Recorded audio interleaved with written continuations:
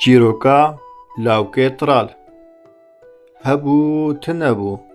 ڕۆژێک ڕۆژان ڕەحمەل دێ باوێ مەحازر و گۆداران جۆتکارێک تەوی لاوکێ خۆیە دە ساڵی ji bo karekî diçe bazarê dirê de naleke kevin a hespan dibîne û ji kurê xwe re dibêje law vê nalê tê xetûrkê xwe û dê rojekê lazim bibe ev zarok gelek tiral bû qam nekir ku xwe bitewîne rahêjê nalê û tê xetûrek ji bavê xwe re got de ji vê nale kevin ber de bavo bi kêrî me nayê bavê yî got wisa nebêje kurê min qam bike û nalê hilîne dibêjin kevirê havînê bavê jê katînê lawik careke din dibêje dirêj neke bavo mêrik radihêje nalê û dîsa dimeşe piştî karê xwe temam dikin li bazarê nalê dibe bi lîreyekê difroşe bi wê lîreyê jî guhîjan dikire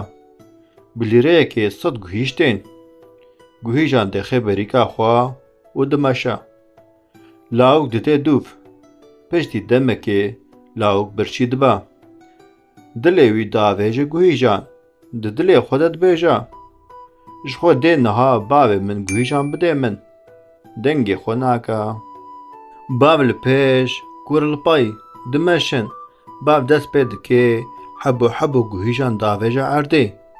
lawik jî li dûv guhîjan dide hev û dixwe heta digihîjin malê sed guhîjê dixwe dema digihîjin malê bav lawik vedigere çawa ye kurê min te berê ji bo nalê carekî jî qam nekir lê te ji bo guhîjan sed carî qam kir wê nalê kir ku tu sed carî qamê bikî qet ji bîra neke